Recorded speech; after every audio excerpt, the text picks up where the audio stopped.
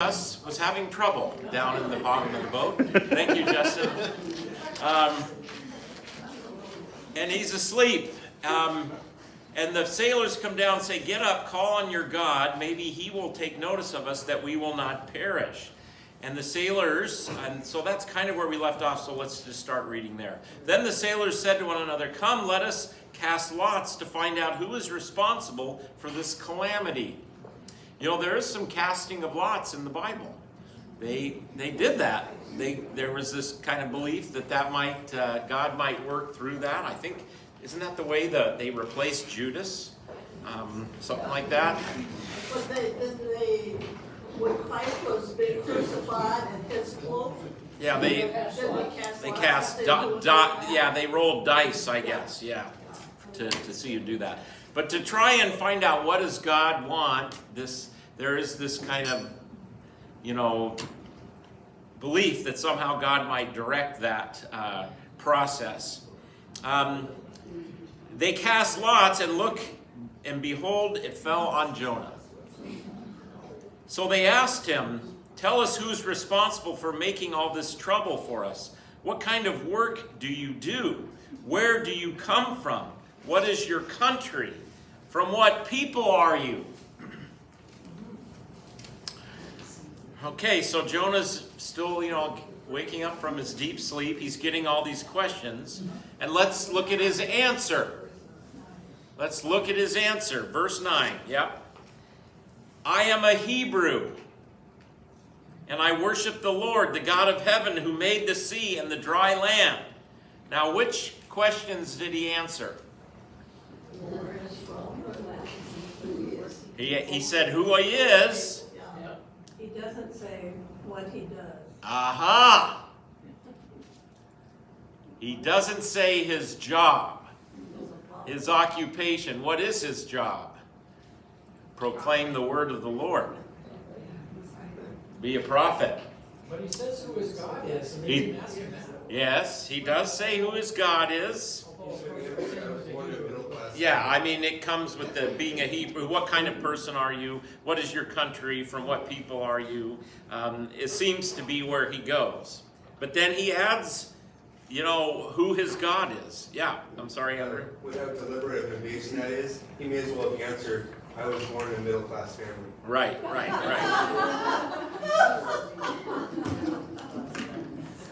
Yeah. He didn't answer their first big, what kind of work do you do? And so, right. So now when he says who his God is, they are terrified. So what kind of religious people are these sailors? Well, they know lots of gods.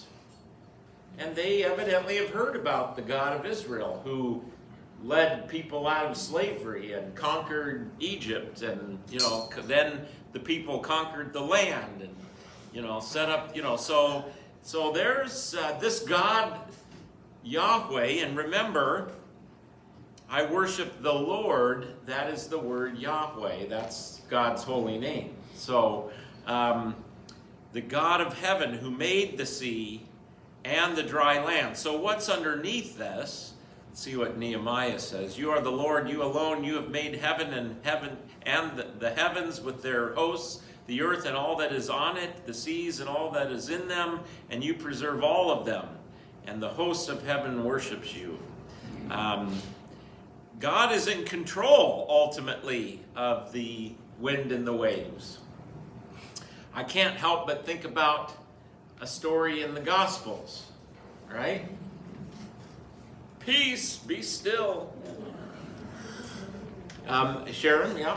Well, the Mediterranean and all that area is known for having tremendous storms. Sure. And so these guys, their occupation were sailors. Yep. So they're, weren't such things as submarines. Yeah. They're above water, but... Right. And in those days in particular, they were very superstitious. Yeah. So And that would come into it. And for the Hebrew people, somebody came up and mentioned this last week after class, that for the Hebrew people, the water and the sea was Scary, scary business. It was, they were very afraid of water. That was the place of the Leviathan and, evil abode, So the seafarers were particularly, even though they're very afraid of the depths. Paul. Maybe. Is the word worship really worship? I worship. So it is the word for fear. Fear God. It's the Yarah, which is in Hebrew the word, like the fear of the Lord is the beginning of wisdom. So I fear the Lord is actually more literal translation. Yeah, So he says he fears the Lord, and they said, we're afraid. yeah, right. Yeah, they're like, well, we're with you in that, but we're terrified. Let's see if this is the same word, Yarah. So that is, isn't it interesting how our English translations, they're trying to use the right English word to convey the meaning, but you miss that it's the same word. Yeah, I am a Hebrew. I fear the Lord. It turns This out he only had made- the very beginnings. What's that? It turns out he only had the very beginnings of wisdom. Yeah. Because he had this ordeal to go through before he learned his error. Yes, and that's what we're going to look at now as we go. He feared the Lord, but did he have faith? I don't know. Well, That's he had interesting. already told them that he was running from the Lord. Yeah. And was this, it doesn't say, but I wonder if this was his first job to prophesy to Nineveh, or if he had, as a prophet, done it enough times. We don't know. No. We are not told. So had he done other jobs? Or is this his maiden voyage, so to speak? I don't know. Yeah. So they're terrified and they ask, what have you done? They knew he was running away from the Lord because he had already told them so, even though we weren't told that he had told them, I don't think. But he, the story, it happened that, tells us that he had already told them that he was running. And he was terrified. And so they're terrified. And they making the assumption, what have you done? So, cause and effect. This is human nature, religion. We do something, God causes this. So cause and effect, religion. Let's see how far that goes. The sea was getting rougher and rougher, so they asked him, what should we do to you to make the sea calm down for us? Jonah did something to create the bad storm. What are they going to do to get it to stop? Jonah says, pick me up and throw me into the sea, and it will become calm. I know that it is my fault that the great storm has come upon you. It Okay. seems like a bizarre, sudden adoption of responsibility. Yes. Yeah. He's running. He's terrified. He doesn't want to go to the Ninevites. And yet he knows that God has brought this storm because of what he's doing. And he does seem to say, yeah, it's on me. It's on me. He's taking responsibility, I think. Instead of asking to be thrown over, he could have been a better witness and prayed. Right? Yeah. You'd probably get the same answer. He'd probably, yeah. I think that's really interesting, though, Gloria and Paul. Yeah, what could he have done? Do you think he's kind of taking responsibility, but yet he's not like, okay, God, I'm sorry, let the storm down, I'll go. Yeah, that's what he said. Yeah. But he didn't. What would Jonah rather have than go to the Ninevites? Yeah. I have about it. It seems like a major part of of the story of him is his disbelief, right? So maybe he thought, toss me in, and it'll be a bluff, they wouldn't even bother to do it. Oh, yeah, maybe he didn't think they'd actually throw him over. I don't know. Yeah.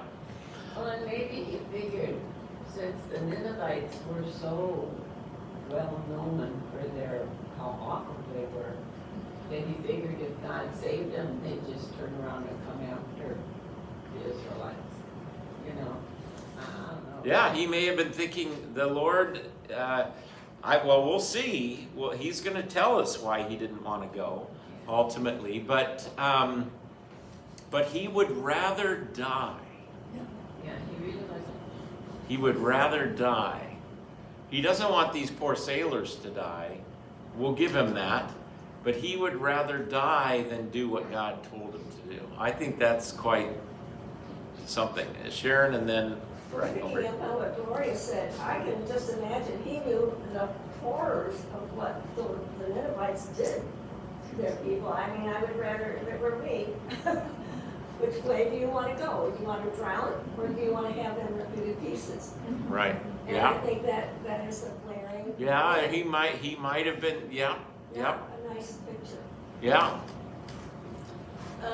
Maybe he didn't want to look at his own faults and admit to the fact that he failed God and do I have to take this path? That, you know, maybe death seemed more welcoming, or the thought of death, than having to face his own demons and look at himself in the mirror and go, this is what my life has come to. This is the wreckage I have made of my life, because I've been there. I've been in the belly of a fish. Right. My name is Fisher. Been there 50 years. 3 days is nothing. I've been there 50 years. So maybe he just, he knew who God was. Yeah. He knew. And he had that foundation, but he just maybe thought, yeah, they were unworthy, but I'm unworthy. He's unworthy Yeah. to carry that message, first of all. And he's also unworthy because he loathes himself, because he disobeyed God in his own sin, Right. in his own Yeah. looking in the mirror. So he'd rather just go and take me to, there's a name for it. Sheol. Locker, the locker. Sheol. When you're a sailor, though, they call it Davy Jones's locker. Davy Jones' locker. Yeah, that's right. The Yeah, Mariners. so Davy Yeah. Jones's locker, basically, Yeah. is Sheol. So, Yeah. that's what it's based on. Very helpful. Very helpful. I'm surprised that one of the sailors or the captain wouldn't have said, hey, couldn't you have told us this before? Yeah. Yeah, that's right. We just throw all of our cargo for a reason we're out here. Yeah. Yeah. But see, this is a lovely, yeah. So, look at these great sailors. Instead, the men did their best to row back to the land. We don't want to throw them out, but they could not, for the sea grew even wilder than before. Then they cried out to Yahweh, "Please, Yahweh, do not let us die for taking this man's life. Do not hold us accountable for killing an innocent man, for you, Yahweh, have done as you pleased." So they're pleading to God, which is interesting because they're not Hebrews, but they believe in lots of gods, so they're praying to this God, to the all-powerful God that they're clearly terrified of. But they also know then if they kill Jonah, they're going to be in trouble for that too. Their own lives are in danger, but they're working overtime to try to spare his. Yeah. That's incredible. Right. That's exactly right. They're trying to spare his, and they're worried because they know killing him is wrong. And, they're in trouble either way. They're either going to die from the storm, or they're going to die from God's judgment for killing Jonah, for killing his prophet. And so what do they cry out? Don't let us die for taking this man's life. Don't hold us accountable. So this is what you do when you're between a rock and a hard place. Yes. Right? It is a rock in a hard place. I'm thinking about those rocks in a hard place that I've been experiencing, and so let me just say a prayer right now. Absolutely, Paul. I know I've mentioned this a lot, but in social ethics, one of the things I remember from my Cal Lutheran days 40 years ago, whatever it was, can you believe it? That's impossible. We worked with ethical dilemmas where you are stuck between two wrongs. Like, if I do this, that's wrong, but if I don't do it, it's also wrong. And sometimes we find ourselves in those situations. There's a new movie coming out on Dietrich Bonhoeffer, I think Angel Studios, although when we were in Germany, our guide told us that it's a big uproar because everybody over there disagrees with the way the movie portrays him. Yeah. So, watch it. I'm going to watch it and see, but we tend to make of our heroes whatever we want, so we'll see. But yeah, there's a big article I saw that had all these scholars of Bonhoeffer and signing, this is not the true Bonhoeffer or whatever. So, but nonetheless, I learned about Dietrich Bonhoeffer first, as you've heard me say before, I'm sure, to study ethical dilemmas, because he was stuck between, do I participate in a plot to kill Hitler, which was mainly for him providing information. I forget, there was a family connection or something, and he had so he was providing intel, I guess you could say. And it was discovered, the plot was discovered, and he was imprisoned, and then finally, tragically, just before the war ended and the Allies came through, he was I think, hung. But he knew trying to kill Hitler is killing a human being, and that's wrong. And he did not say, well, God will say it's okay because the circumstance. He said, he knew that no, thou shalt not murder. But at the same time, he couldn't not do it because of what Hitler was doing. So there's the ethical dilemma. Well, yeah, the sailors are in an ethical dilemma here. They're in a rock and a hard place. And they cry out to God, give us a break, because what are we going to do? Stephanie? And they're kind of praying for forgiveness before they commit the sin. Right. That's true. Which is a little... Don't hold us accountable. Yeah. Kimberly, thank you. Oh gosh. You said between a rock and a hard place. And how do some people pronounce Iraq? Iraq. Between Iraq and a hard place. That's what came to my mind when you said that. Wow. I think there's so many more nuggets in the Bible in these end times than people realize. Yeah. So when I heard that, I just went, Yeah. Interesting. Love it. Good, interesting connection. Well, that's the part of the world where Jonah's headed to, Kimberly. So good. All right. So why don't we pause here? Let's see. Let's finish the paragraph. Then they took Jonah and threw him overboard, and the raging sea grew calm. And at this, the men greatly feared the Lord. So now they have that same fear, same word, and they offered a sacrifice to the Lord and made vows to him. All right, interesting. That's an ironic way of him playing prophet, is it not? Yeah, he was not wanting to play prophet, but God was using him to get through to these sailors, huh? Yeah. Just as he will get through to the Ninevites. And he will, yeah.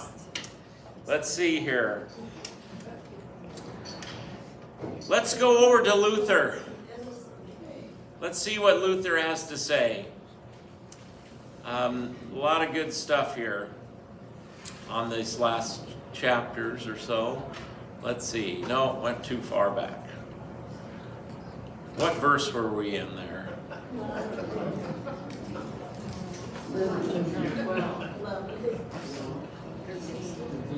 Okay.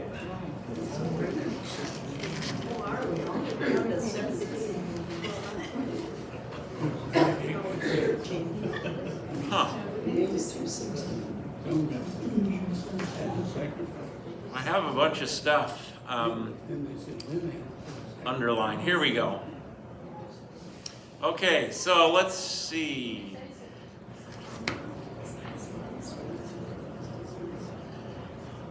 So come, let us cast lots.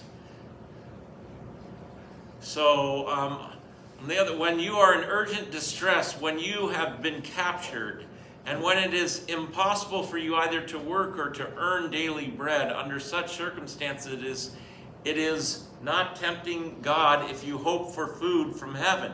And so a judgment about casting lots must be given for all cases at this point. Those sailors were impelled by the greatest distress, and they were not able to do anything else. So Luther's cutting them a break for casting lots.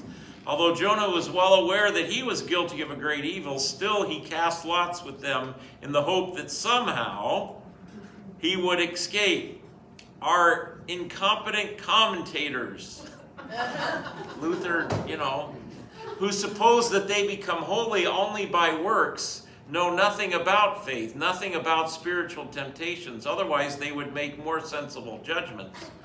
I've given sufficient warning about this at the beginning of this prophet. In principle, a deed done by some people at one time does not have the same worth in God's sight as the same deed done by other people at other times.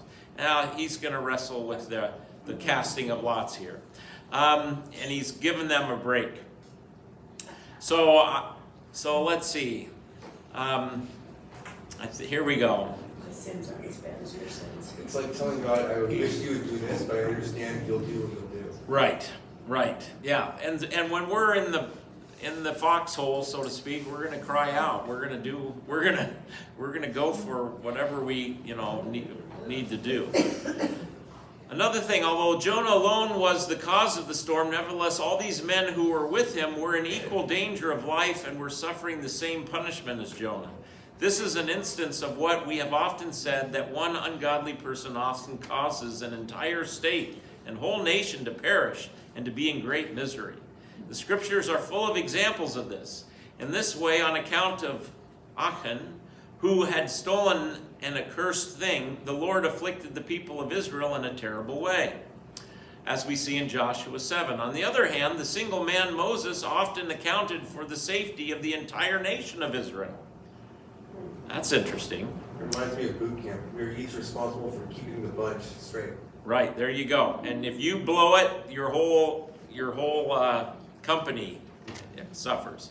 Thus, the author of the Epistle of James in chapter 5:17 says, Elijah was a man of like nature with ourselves, and he prayed fervently that it might not rain, and for 3 years and 6 months it did not rain on the earth. These things are examples of God's judgment, who does not deal unjustly, although it seems quite different to us. Now isn't that the truth? We look at God's judgments and we go, that's not fair, that's not right. It seems to us it isn't fair, but, it's maybe a little presumption of us to get into that position. Yeah. All right, so now I think we're in the whale now, right? Yeah. Oh, We haven't? Well, where were we in? We're in chapter 3. So let's. Okay. No, I got it. That's where we are. Okay, so that's what I thought we were at the end of chapter. Okay, there was something in Luther here I think I missed, and I wanted for you to hear. So just hold on. This is good. Pastor Bill, Yes? in this study Bible, there's a lot of really interesting information to me, but one of them is looking at this whole story as a picture, a graphic depiction, they call it. It's kind of like an analogy that it says, it's like the exquisite miniature of the pagan world of many nations represented by the sailors, threatened by the judgments of God, represented by the storm, with Israel in their midst, represented by Jonah. If Jonah, Israel, does not fulfill his mission, the sailors or the nations will die calling on their gods. And because he is rebelling against his mission, he must die to save them. Although Jonah's mission was to bring God's warning of a pending judgment to the pagan world, his refusal to go to Nineveh brings these pagan sailors into peril. Right. Nice. Kind of a salvation thing that Israel's supposed to be a blessing to the world. Yeah. So it's kind of a parallel, I guess. Yeah. So is it a parable talking about Israel's mission to the world? Yeah. Is one way to think about it, and I think that can be fruitful. That's helpful. We're going to have to work on what is this book ultimately for, and what it's Kimberly, yeah. Yeah, I just wanted, before we get too far from away from it, when they were casting lots, to show you how far into paganism and unbelief they were, casting lots is a form of divination, which is a form of witchcraft, so if you didn't know that. And they're expecting, which I guess would be what you'd say, taking their chances with other gods, because that's what it was for. And excuse me, Jonah actually participated in that. That is a no-no. Yeah. Don't do that. Anyway, Yeah. I just wanted to Yeah. show. Yeah, it is interesting. I've struggled with this, that, and it's kind of like God says, okay, I'll make it work out. The way, even though, it is a form of chance, really, and maybe indeed witchcraft or whatever, but, Well, there's yeah. the Urim and Thummim too. What's So that? There's the Urim and Thummim too, so is that witchcraft? No. Is that what? I'm The still, Urim and Thummim? I don't know anything about what that is. I might be. Yeah, It's Urim. that the priests use to determine answers from God. Oh, The- okay. Yeah, And that's given a pass, Urim and so. Thummim, Oh, are or you talking about the, yes, that no? they used to have Yes. in their Okay. God's actually, slaves or something like that. Okay. Yeah, Gloria. Well, there's one lesson we can learn from this, is that when you disobey God, or you sin, you aren't the only one affected.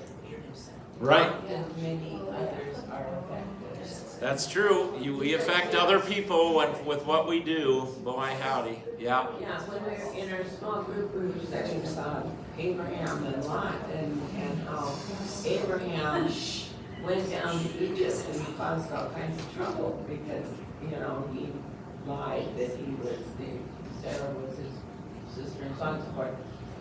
But Lot went with him, and he saw all the grandeur that could be his if he got into a big society. That's why he wanted to go to Sodom and Gomorrah, because it was a richer place. Right. Yeah. Then he went downhill there. Yeah. So it was, Abraham going astray. That's a lot astray at that point, and that happens all the time. Sure. Yeah. My mom always said, Billy, you better be careful who you hang out with.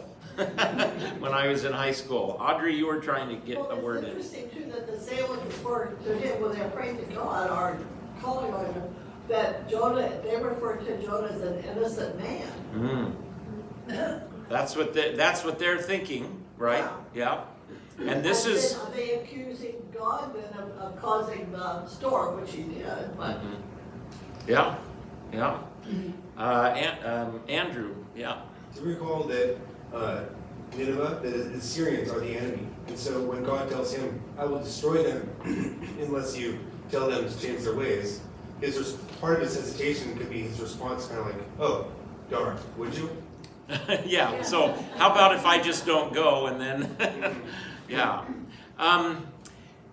Luther puts his finger on something here. They seek aid where they can. This is talking about the arise, call upon your God. They flee to Jonah, about whom they had been totally unconcerned before they came into danger. This is the way of human reason is. It cannot act differently in trial. Similarly, when they were hard pressed in our conscience, when we were hard pressed in our consciences by sin, we ran to the monks or to this or to that person to find consolation. This way the sailors flee to Jonah, for reason thinks that it will be saved by the intercession of another person. Okay, so Luther's, he's putting his take on what's going on with the sailors. They're using human reason. There's a cause and effect. So let's go to Jonah. Let's figure this out. But faith, on the other hand, as it rejects no one, also trusts no human being, but depends on God alone, on whom it calls in need. So they haven't quite yet called upon God yet. So I think that struck me, the sense of human reason. And what is the sailor's religion? It's reason. They're reasoning this through, and they're making reasonable deductions, but they do not have the word. They do not have Jonah preaching to them what he should be preaching yet. So, Sharon, and then we'll keep reading. Well, I'm thinking that these sailors so far have shown some reverence for Jonah's God and for the Lord. And so they haven't referred back to their gods other than the first one we knew that they had other gods. So now, the fact that they have been declaring that kind of and showing what's been going on when they throw Jonah in, it calms down and they offer a sacrifice to God, because I think they are seeing cause and effect. This God made things happen, our other gods forget them. Right. And so what do they do in there is what we think, I think it's a positive thing that they turn and do this. That shows like, wow, they're getting something. But it also shows us as human beings that what we think God wants is our sacrifice. Give a sacrifice. This is what you do. That's what you used to do. That's what all religion is human beings sacrificing to God. But is that faith? Is a question. So really good, please. But they didn't give credit to their gods at all. No. Any of these things that were happening on a big scale. Sure, and it's kind of like the battle between Elijah and Jezebel with the prophet, where God triumphs over all these other gods. When we see that happening here, for So sure. we don't know if maybe we never find out the rest of the story. We don't know if that made them much more aware of wanting to choose Yeah, God. did they kind of convert and become We wouldn't know believers in the one true God? Yeah. It's interesting because we don't know here, but they either never asked Jonah, what did you do? Why are you running away? Or he didn't say, this is what's going on, because if they knew, they probably would have just thrown him overboard, because what, you disobeyed your God, whereas they have a lot of little gods, but if they're told what to do, they think they're told what to do by their God, they will obey. So I think, though, supposedly up here it says that he did tell them. They knew he was running away from the Lord because he had already told them so. Yeah, but they didn't say why. But they didn't know why, and they didn't know his mission. That's correct, Audrey. Good. Yeah. Well, I bet they watched for the news later. Yeah. See what happened to them. All right, let's keep going. Now the Lord provided a huge fish to swallow Jonah, and Jonah was in the belly of the fish 3 days and 3 nights. So often we see, my version says, but the Lord, and so often we say, but God. Yeah. You know, and He's in control. Yeah. He's always in control. Yeah. God is not thwarted by our human actions. That's awesome. That's a beautiful thing. So now we're going to get a prayer from Jonah inside the big fish. Why isn't he being digested? Why isn't he being digested, says the scientific mind of the 21st century. Or drown, because you're inside a vessel way under the water, and how do you get oxygen? Yeah. How do you breathe? How do you do all of that? These are 21st century questions want to know. Yeah. I'm not belittling your question. I'm not. I mean, but these are the things that come up. Linda, I appreciate you saying that very much. We like, how did he survive? What is going on? But he's praying inside the belly of the fish. Now, one way to come at that question is to go back to what Kathy's Bible said. and said, this is more of a story about Israel, it's not a historical happening. Now, I'm not saying you're saying that, I'm just saying that's one way to deal with it, is to say it's like a fable. It's like it's a metaphor, and it didn't really physically happen. Like Pinocchio or something, yeah. Why let the details kill the metaphor? Why let the details kill the metaphor? And we're not going to do that for sure. Now, but I got to tell you that at this point, that what some people call Bible historians, or I like to say ultra-critical Bible commentators, will quickly say it's foolish to believe this actually really happened. And I get that, and I'm okay with that. In fact, although I'm gonna pull back into history, though. I'm not gonna let you completely off the hook on this one, because I think it is a metaphor of some respects. Let's go to the New Testament. Let's go. Let's see here. Is this the spot I've got? Come on. Well, Jesus straight out says directly and overtly, this is a metaphor when I say this, and he says the next thing. And so Here we go. it's not as though the Bible never speaks. All right. Andrew started to quote what Jesus said, and that's what we're going to do. So, but what happened to I had this exactly on Jonah. Okay, It breaks so the third wall in a sense. let's see.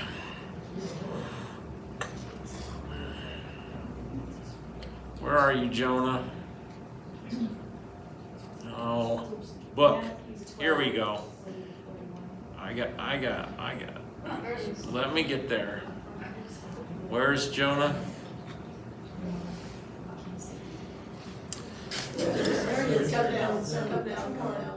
There, thank you. Okay, so this is a cool little tool I have. So Matthew 12:40, just as Jonah was in the 3 days and the 3 nights in the belly of the great fish, so will the Son of Man be 3 days and 3 nights in the heart of the earth. So the New Testament, Jesus actually, is saying, what happened to Jonah is going to happen to the Son of Man. And of course, that's the term he most often refers to himself as. The men of Nineveh will rise up at the judgment with this generation and condemn it, for they repented at the preaching of Jonah. And behold, something greater than Jonah is here. So we're getting to the end of the book now, but interesting. We've got the same thing in Luke. I think that's a parallel passage. Colossians. Okay, well, he was buried and raised on the 3rd day in accordance with the scriptures. Well, what scriptures? Have you ever wondered that? Paul says, and Jesus says the same thing about himself, that I'm going to, and he explained, well, where does it say the Son of Man is going to be buried 3 days and rise again? Well, it doesn't exactly. But they see Jonah's story prefiguring what's going to happen to Christ. So we have to be careful, though, then, about saying it didn't really happen. Oh, I didn't say that. I know you didn't. I'm not saying you didn't. You were just asking a question. How did he breathe? Or how did he eat? Or what did he, And, we want to know these things, and I get it. You should know that this was one of the test questions when the Lutheran Church Missouri Synod kicked out 90% of the professors from the St. Louis Seminary in 1970. Do you believe Jonah really happened? If they said no, you're out. Because see, the Missouri Synod there was a backlash against historical critical study of the Bible. And again, I grew up with that. So, I grew up with that. I was trained in all of that. and I still come out of that school to some degree, although I think it's gone way too far in many respects. But you know, you look at literary means, you look at historicals. I think all of that's a good way to look at the Bible, but it has its limits. And of course, I think it goes too far. But the Missouri Synod was freaked out about that, and they, you know, any scholars that went down this road, they said, there's the door. And so, I personally, this is what I say, if Jesus compares that event to his death and resurrection, why can't I believe that somehow God got him through being in the belly of a fish? I think he did. He probably came out really bleached. He was really bleached and had lots of stomach acid on it. Yeah, Bill, yeah. As they were throwing him over, he grabbed some scuba gear. Yes, he grabbed some scuba gear. He had some way of doing it. See, these are the things we want to know. And I don't know how he survived, but I don't want to give up on it. But now I'm not going to kick you out of church if you don't believe that it actually happened. Don't worry, Joyce. So, I get it. It is a metaphor. It is a metaphor. Okay, I'm going over to Paul and then over here. And then here. I was thinking that fish wasn't just any old fish. That fish from the beginning of its life was being prepared for this very thing. Yeah. So it had a divine appointment with Jonah. Okay, there you go. It was fulfilling its created purpose. The Lord appointed. Yes. Good point. Okay. Yes. Please. With God, nothing is impossible. Look at everybody in this room. Yeah. We will tell the story. Right. That's a good point. With God, all things are possible. So we don't want to limit God. But for those who struggle with, you know, is that really the point that it actually happened? I'm fine with having some ambiguity there. But yeah, I don't want to put it past God that this could happen. Please. Well, quite a long time ago, I don't remember where this came up, the same thing about, was there actually a fish? Did people actually get scooped up in the jaws or whatever, even temporarily? And so there were people who went out to research that and find any possible evidence for that. And what they found was, yes, there are very rare stories where people have kind of gotten Ingested, yeah. Yeah, inside, and didn't get out right away, and when they got out, their skin was all crinkly and like a leaver's, Yeah. and so that also added to their story of why he looked so bizarre to the Ninevites. Yeah, And well, why they paid attention to him, because okay. he not only had the message, he had a whole look at him. Sure. And his skin, which would make sense. He had a, That's as far as I know about it, but I just remember. yeah, he had a different kind of spa treatment. No, I mean, this is what we do. We start going, well, are there any examples of this in history? And we do find some examples where maybe something like this happened, you know, to try and work it through Mary and then Kimberly. Yeah. I had taken must have been in another Bible class. Sure. And one of my notes said that Jonah became a sign of judgment. A sign of judgment. A sign of judgment, and I'm not sure how that fits in. I suppose he judged whether he was disobeying God. Well, we see God's judgment on Jonah here, don't we? Yeah. And Jonah will become, when he preaches, a sign of God's judgment on the Ninevites if they do not repent. Yeah. Yeah. Well, if it said and he was rescued by a passing boat, it's the whole story without me. Oh, sorry, Stephanie, yeah. I think it's interesting your translation says, now the Lord provided a huge fish to swallow Jonah. Usually when I think of provision, it's something you need and want, right? Yeah. Apparently God thought Jonah needed the fish, but Jonah probably didn't think he needed the fish. Yeah. Jonah probably didn't think he needed the fish, no. Yeah. And this fish is provided and appointed. Some translations evidently say appointed. Pastor, he Yeah, sent a mine says submarine. appointed. I'm sorry? He sent a submarine. He sent a submarine. One of those vessels they launched to. Oh, this is your whole. And the Lord, so the ESV says the Lord appointed or had appointed a great fish to swallow up Jonah. The NIV that I'm reading out of that the Lord provided. The Hebrew word means divide into parts, count, reckon, to count on, remit, to apportion, allot, send. So it has that sense.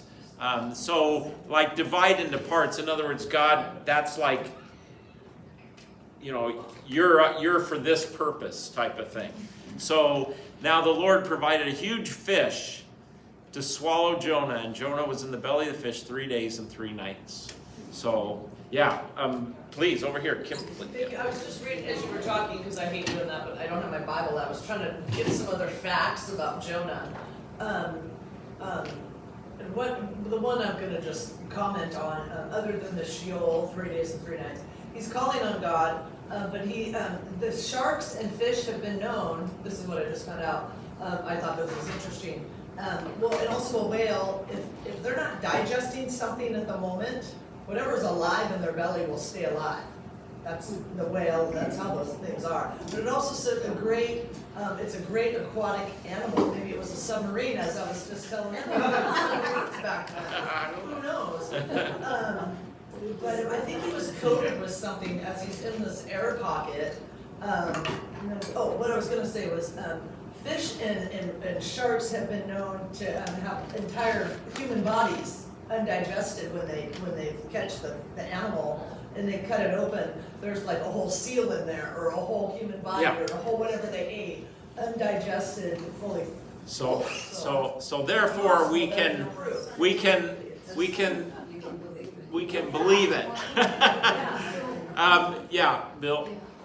Perhaps what it was a time travel. Like the one we have here. So you see that we just got back from 2065, and you're still working on I-5 in Tacoma. I love it. Okay, one more, and then we'll keep reading. I'm so sorry, but when he said that, it made me think of, so maybe, just maybe, because there's eight resurrections I just read in the Bible. Also Jesus is, I think he's the one. So perhaps Jonah actually physically died. All right, let's think about that. Fourth. That's something for us to think about. What happens for Jonah in the whale? Now we're going to hear a prayer, so he didn't die right away, or maybe he already died. What is going on? What is this whale? And again, let's go back. We've done our nice little, we're 21st century people, how does this happen, and that's good, that's good. I'm not going to let go of the historicity of this event in some way, shape, or form personally, but because I don't want to be kicked out of the Missouri Synod, but even though I'm not in the Missouri Synod.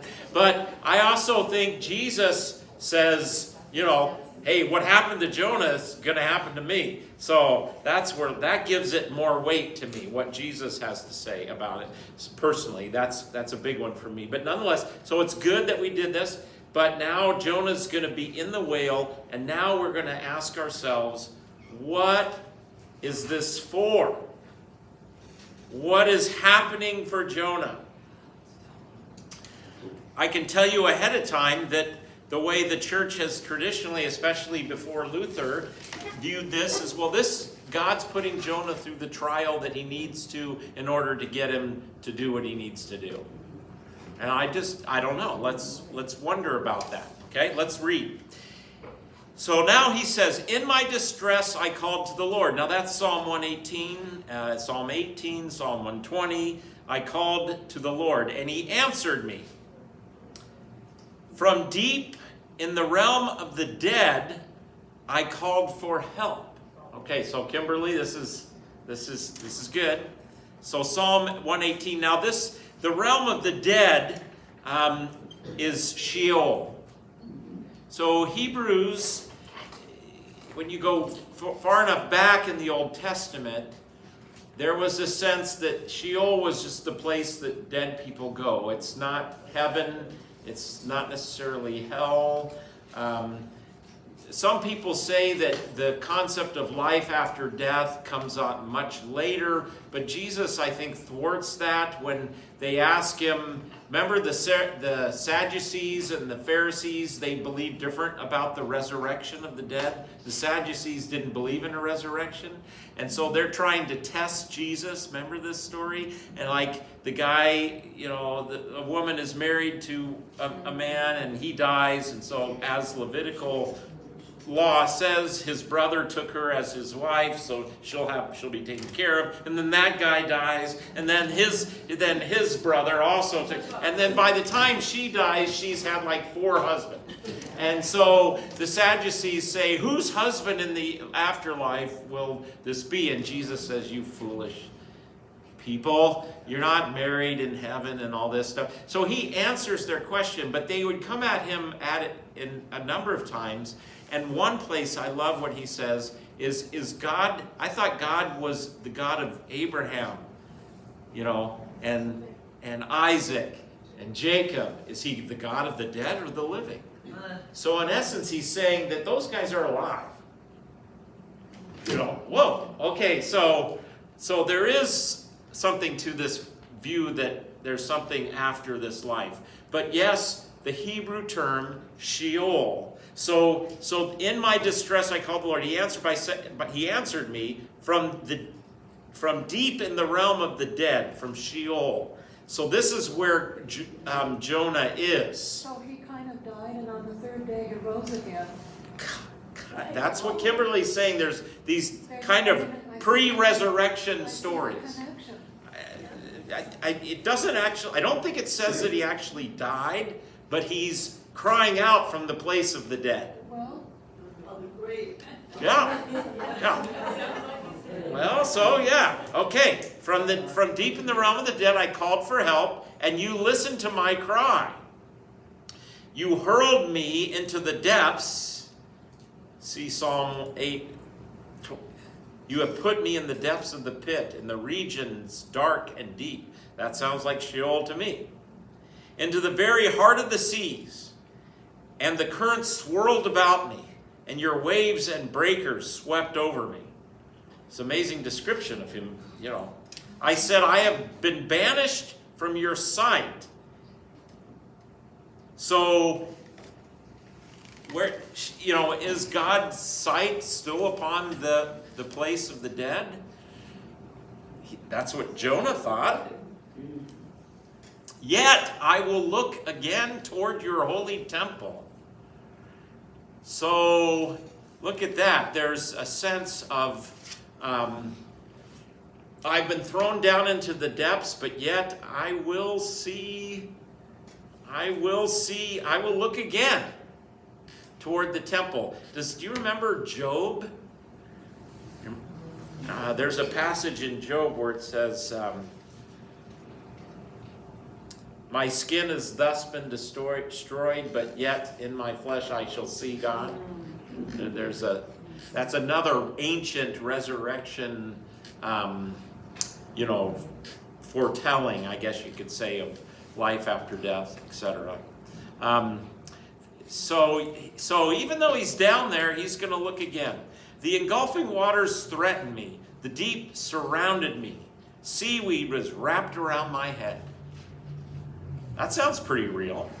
So this this kind of goes along with that old saying that there's no atheists in foxholes. Right. There's no atheists in whales. Right. There's no atheists in whales, or he's not even in the whale yet.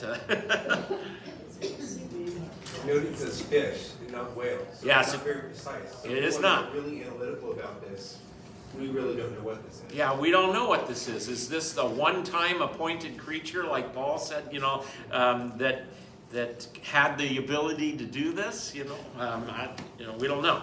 We want to say whale because it had to be a pretty big fish, So, I should go get you my little. That's okay. All right, I'll bring that in next week. I have a fun little puppet. I have a whale with Jonah. Yeah, so I'll have to get that. Let's see. So I've been banished. I look at the engulfing waters threatened me. The deep surrounded me. Seaweed was wrapped around my head. I read that. To the roots of the mountains I sank down. The earth beneath barred me in forever. The roots of the mountains sank down. The earth beneath barred me in forever. This sounds like a prison, doesn't it? Yeah. But there's the but God, Gloria and Ethel May. But you, Yahweh, my God, brought my life up from the pit. Again, this is, I think Kimberly's question, is this Jonah dying and rising, is an important one to think about.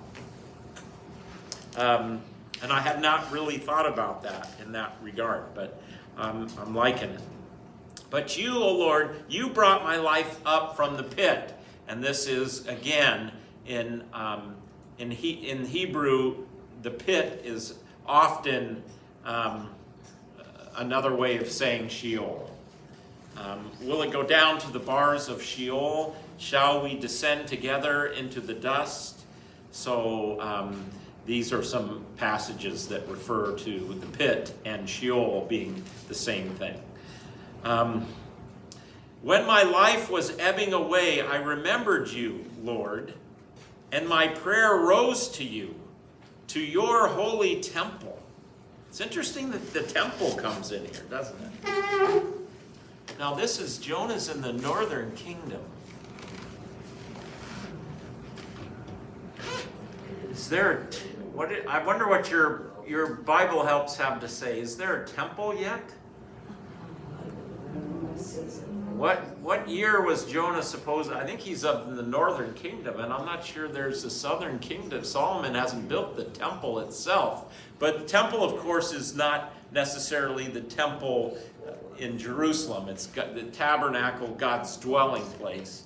My life was that, but you heard my prayer that rose to you in your holy temple. So let's look at Psalm here, probably help us out. The Lord is in his holy temple. The Lord's throne is in heaven. His eyes see, his eyelids test the children of man. So in other words, God's dwelling place. Yeah, it isn't necessarily an earthly temple. Audrey and then Andrew. I was just looking at my notes. Yeah. And it said, the same note of hopeful expectation found in the prayers of the psalm. Temple, capital T, here probably refers to the temple in Jerusalem, while temple, little t, refers to God's heavenly temple. There you go. Yeah. The Israelites held these two residences of God in inseparable association. Right. Yep. Yeah. Andrew, you had a... Given that Jonah's overall mission is to save fallen Nineveh and these parallels to Christ, and this is after Jonah is descended into death for 3 days, you might say, are we Nineveh? You know, and Jesus saving us, are we Nineveh in this situation? Yeah. Where do we fit in this situation? I think we are Nineveh. I really do. Yeah, please. Going with Audrey's thing, it says a background, in the half century during which the prophet Jonah ministered, which was 800 to 750 BC, Right. a significant event affected the northern kingdom of Israel. King Jeroboam II restored the traditional borders, ending almost a century of sporadic seesaw conflict between Israel and Damascus. Yes, right. So the borders of northern Israel. And so where are they worshiping? They're worshiping on Mount Horeb, I believe. So I don't know if that's right, but yeah. It's maybe just referring to the place where we meet God. Yeah, exactly. So his prayer goes before and goes up to God's holy temple. And you know, so this great cry from Jonah in the belly of Sheol, in this creature, that, you know, as he cries out, he's, regardless of whether if he's in the belly of the great fish or not, what he really saying he's in Sheol, he's in the pit, he's in the bottom, and he cries out, but yet he has hope that God's going to restore him. Andrew asked if, we're Nineveh. I think we are, but I think we're also Jonah. Because I think we land on both those, I think. Yeah. Well, let's keep going. Oh, no, sorry. I was going to say, yes, please keep going so you read to the end of chapter 2 so we go out with a good taste in our mouth. Perfect. When my life was every way, I remember the Lord prayed. Those who cling to worthless idols turn away from God's love for them. Wow. Keep going. How can I go past that? That's kesed, by the way. That's that loyalty, faithfulness, loving kindness word. But I, with shouts of grateful praise, will sacrifice to you. What have I vowed? I will make good. I will say salvation comes from the Lord. And the Lord commanded the fish, and it vomited Jonah out into dry land. You don't like Ethel May thought that was a nice ending. I think that is a great spot to quit because we are over time now, actually, as I see. But let me just make a comment here that I want to dig down in. I want to see what Luther has to say about this verse. I will say salvation comes from the Lord. Who's he going to say that to?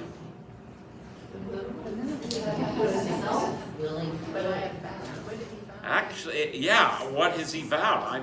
I will sacrifice. So he's going to sacrifice to God. So what is he?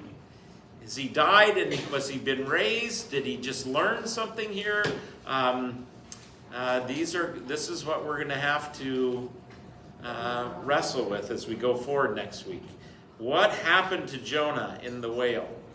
With this fresh resolution, that's when he approaches Nineveh. So he has this fresh resolution and perspective that God saves. He does. Or does he? I'm sorry, I can't hear when. Yeah. I think he's confessing his disobedience and renewing his commitment to the Lord. Yeah. Big turnaround.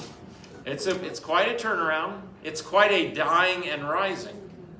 Yeah. Kind of in modern times, I would think this is such a prayer of despair, the first part of it. Yes. Yes. But towards the end, there is hope. I think that's exactly right. This is a classic lament psalm or prayer. And the laments in the scripture start out with, where are you, God? How long? But then it doesn't end that way. It's like, but I turn to you. I still hope in you. You're my salvation. So you still turn to God and God does deliver. Salvation comes from the Lord. That's the front and center of the whole book right there. The word of the Lord's going to come to Jonah a second time and tell him to go. And now Jonah goes. And so that's where we'll pick it up next week. Okay, thank you. Great comments, great feedback, great work.